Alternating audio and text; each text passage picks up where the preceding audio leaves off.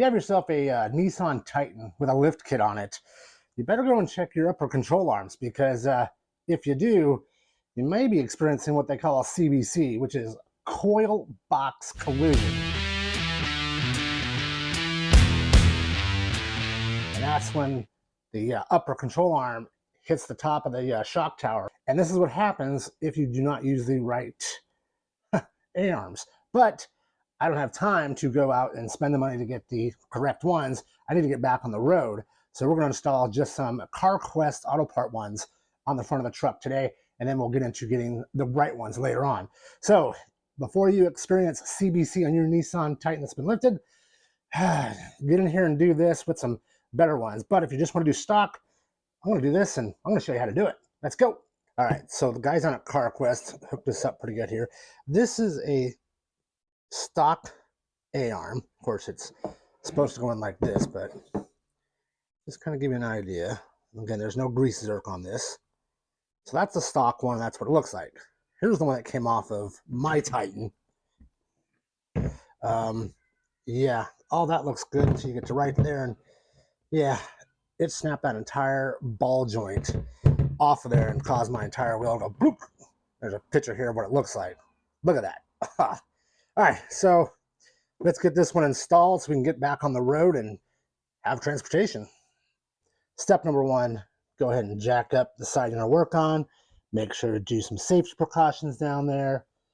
This is the old unit here. I'm on the other side to give you a visual. There's that ball joint. So you can see it's pressed in there and it just tore it right on out. So in order to replace this, you're going to need to take off this plastic fender liner. And there's some screw holes and some little push pins you're going to have to pull out. Just take your time, go all the way around it, and you're going to jerk all this out so you can get in back there where those two bolts are that hold the control arm to the frame.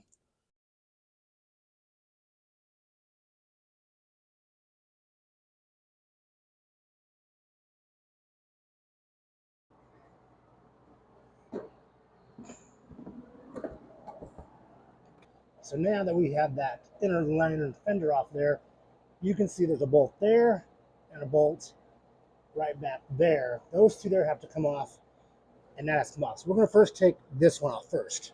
That's called a ball joint.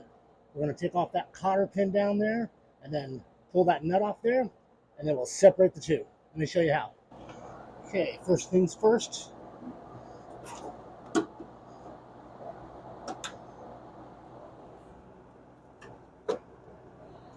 Get this cotter pin off of here.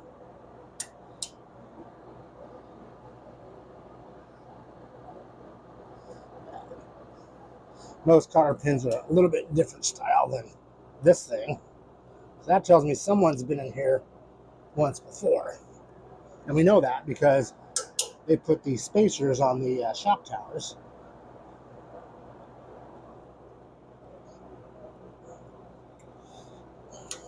Okay, cotter pin's out, or what was a cotter pin. Now we can free that up.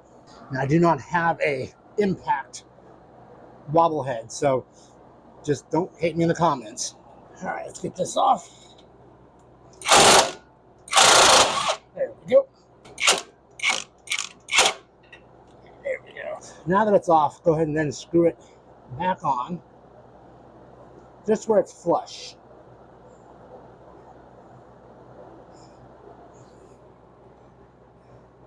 About like that.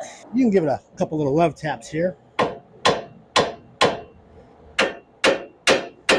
And then maybe one up here. There it is. She's out. Okay, now we can go ahead and remove the nut completely.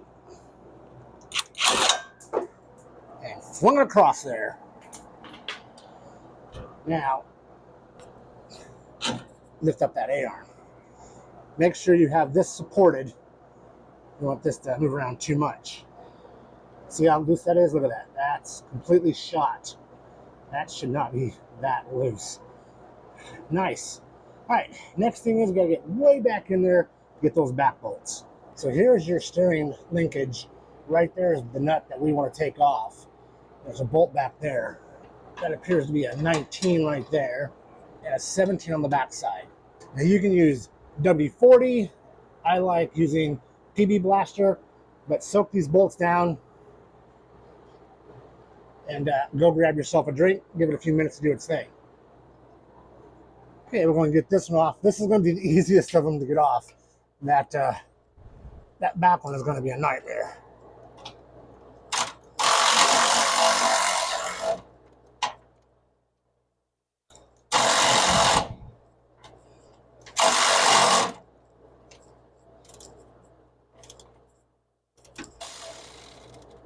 There we go. Now you're going to save the hardware.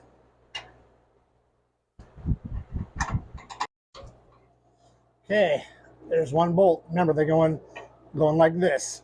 Now, turn our attention back to that thing. And our challenge now is this boot is in the way to get this off. So I was able to get in there and finally break that loose. So I'm going to go ahead and get in here. 17 on this back end. This front end's a 19. And we'll get this out.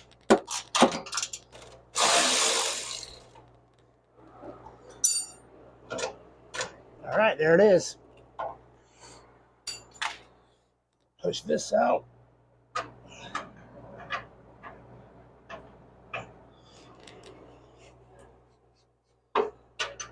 There it is. Okay, both bolts are out. So next, we're just going to reach in, pull this out. And it comes out just like that. So now let me get you in closer to tell you a little bit more about that CBC. All right, so this is your coil box. And what happens is your A-arm isn't big enough to come around it because there's a spacer up in here. So it collides and it hits and it bangs on this here.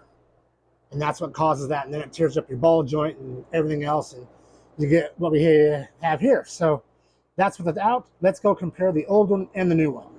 Now here's our new control arm from FireQuest. And there's that ball joint. And you see you can't hardly move it. There, finally got it to move. That's how it's supposed to be. This is the old one. Now first things first, you can tell the boot's cracked. But so much, look at that. That's not a good thing. That's part of the reason why we're having a problem. So until we can get the new raised A-arms for the Titan, we're going to put these on just to keep us going, keep the truck usable. So big difference. So let's put this back in the truck and let's wrap up. All right, that simply just slides into place. Remember, your bolts are going to shoot forward to the front of the truck. So get those bolts in there, line them up. You may have to do a little jiggy to line up those holes, but pretty simple. This simply just slides into place. You take your bolts and you're just going to push them through, move it around a little bit there. Yep, there it goes. Finally. Cool. That one's in. Next, let's grab the nut. Let's grab a little thread lock. I always put thread lock in any kind of suspension parts. I don't want a nut coming loose while I'm cruising down the freeway doing 75 or 80 miles per hour. The thing is with these, you need to put them on and not hand tight. Just get them snugged up, not torqued down to their 107 foot-pounds. We're going to do that once the tire's back on the truck and the truck is fully on the ground, so all the weight is on it, and that's when we tighten up those top ones. So here's the second bolt again, going in from the back side, pointing to the front of the truck. Wiggle, wiggle, wiggle, get it into place. Kind of move it up and down. You'll eventually get it to go in there. And there she goes. Now she's coming. Move that a little more. Yep, there it is, right there. Okay, same thing on this side. Put a little thread lock, put the nut on, and I'm just going to basically tighten it down just a little bit. Now, you can see how much play that has in there. We need to go ahead and get the ball joint back into the knuckle. I put a little bit of grease right on top of the knuckle. That way it's sitting on top of that ball joint. Just a little preventive maintenance, kind of help it out a little bit there. Just basic gear grease. All right, so we're just going to take our knuckle now and move it over, grab our control arm, and slip that ball joint stud right down into our spindle or our knuckle. Go ahead and give it a little push there, make sure it's good. Go ahead and we'll get our castle nut. Now you don't need Loctite on this because it's a castle nut. It kind of looks like a castle. You're going to put a cotter pin, and there's a hole in that stud to be able to put the cotter pin in. That way this nut will not back out if anything happens. So line those up. I want to torque this down to 58 foot-pounds. Get this at 58. Good, good. Now we'll go ahead and get our cotter pin in place. Slide it in. Now I push mine in. I like to take one side, wrap it around vertically, and then I take the other one and wrap it horizontally, just to be on the safe side to make sure that pin is not going anywhere if that bolt or that nut should happen to get loose and try to come out. Okay, get this into place, bend these down, and they do come with new cotter pins in the kit. Go ahead and move that one around, get it good here. All right, good to go. All right, so now let's get this tire in place. Let's put everything back together, and we're going to re-torque, we're going to torque down, I should say, those upper control arm bolts. All right, getting all these lugs back on here. Oh, and have a little puppy time here. Puppy wants to say hi to Dad. That's Sierra, the shop dog. Okay, let's get the rest of these lug nuts on there tight. I'm only going to use 3. Next, I'm going to tighten these up by hand until I can get my torque wrench in there. And then that's when I realized I was not able to get a torque wrench in there. So had to modify and kind of had to base my knowledge on what 100 foot-pounds feels like. And I get on there and just push it down as hard as I could. Next, we're going to put that liner back in, get it all put into place. Take our tire once more, get it into place here, and nut it all down. And job's done, guys. Easy cheesy.